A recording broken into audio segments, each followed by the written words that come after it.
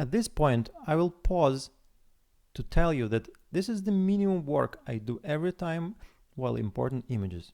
So import images, create a collection, and then I'm done. If I don't have time to work more with these images, at least these steps. If you don't even have time to create the collection, which actually for me saves one step, remember when we were creating the folder for importing our images, I saved the name to the clipboard. So if I go here and rename, I should use it from the clipboard and have that name immediately as the name of the collection. So if you don't even have time for that and you import images, if you do any mess and you move to any spot, remember how to find your images. Catalog, previous import. That's where they are. Now it's time to make a first initial selection. Whether you do it from the previous import, which is in the folder, or in the collections, you can go and find it here. You see, it's already kind of a lot of moving here and there, right? And Lightroom thought about that. You don't need to search your previous location.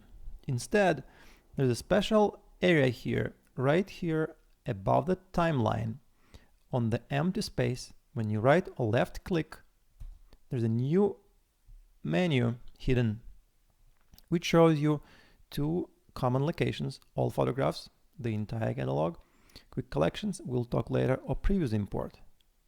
And it has recent sources here.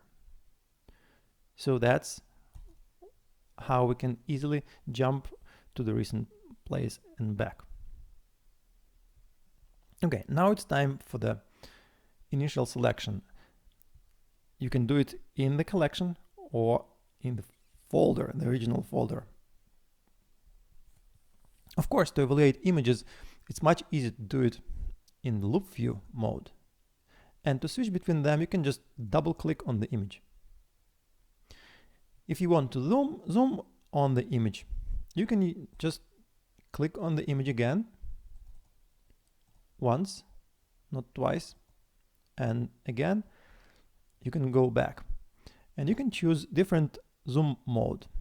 Fill will completely fill the area without gaps. I like fit, it gives some filling of the borders. You can choose your zoom in, there are two other zoom in modes, or even more of them. The last one can be the 3:1 right now.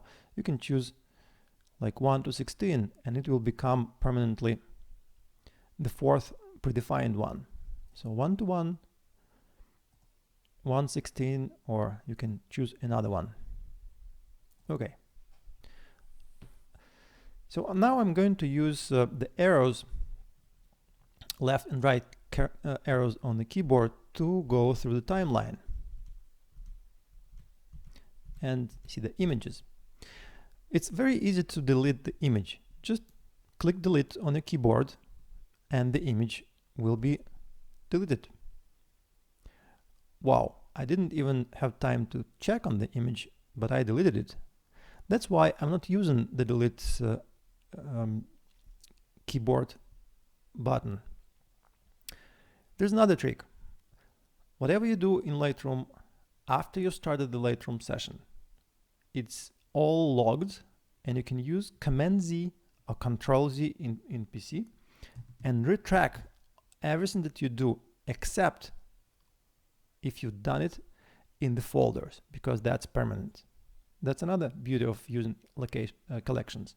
Right now, I return back my image. Accidentally deleted.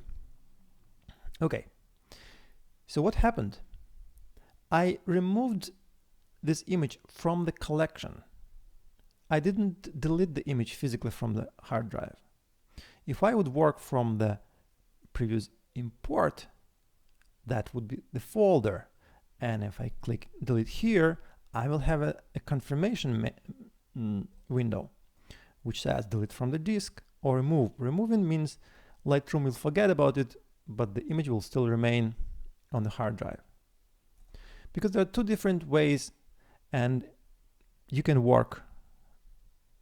makes the selection from the important stage or from the collection. Let's go back to the collection. So the treatment of delete button also different. Okay, what are we going to do? We're going to use first attribute, which is flag. If you don't see flags here, click on this triangle and select flagging. We'll also use rating, which are stars, and color labels. You see them here. Okay. Having the image here, clicking on the toolbar, you can set a pick flag, white flag, or reject flag, black flag, and also grays down the image, grays out it. Or if you click again, you delete those flags from the image. So this is the paradigm of using flags for me. I'm using the reject flag to mark them for deletion. I'm not using white flag in the library mode. I'm only using it later in development and exporting, which we'll be talking about later. So there are these flags, but much easier way to do it is to use keyboard shortcuts. P, as you see here, is for pick flag, X is for reject flag, and there's U for undo, unflag. So instead of using the mouse, I'm using the keyboard. It's much faster. So my fingers are on the arrow keys and my other fingers are on the X. Okay. Kind of duplicates. I'm going to reject that one. X. Black and white, X. X, X. I will save this one. I will save this one. X, X. Oh, I'm using U key to remove the flag. I'm going to delete that one. X, X. This was not developed yet. Let's remove the black and white one. Okay, so this is yes. And let's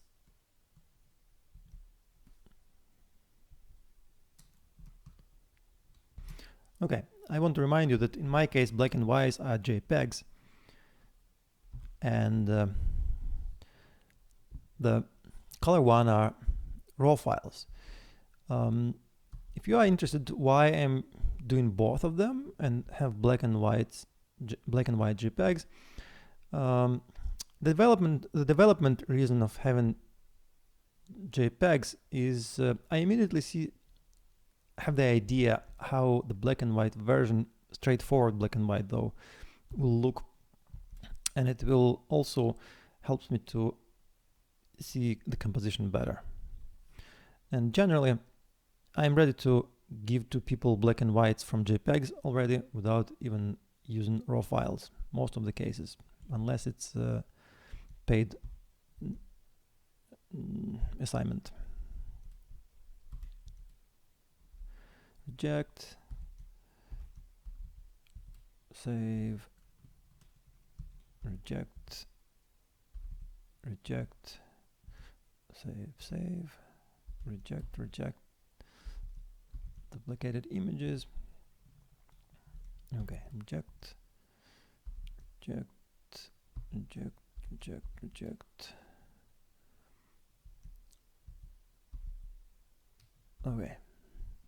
reject. Okay, that's what we have. Let's switch to the grid mode, and you will see that my timeline consists from unflagged and rejected images. I'm not deleting them right away. I'm ready to proceed to the next stage, to tag in images or keyword in them. So, but to eliminate them from the timeline and from the grid right now, I'm going to use the filter. This is a different set of flags, stars, and colors. Turn on the flag. Right now we need unflagged images. If you want also to flagged images, if accidentally use that one. But all the rejected will be gone until you turn off the filter. Turn on the filter and they are gone. And we see that there are 22 out of 54 photos, so 22 photos were not rejected.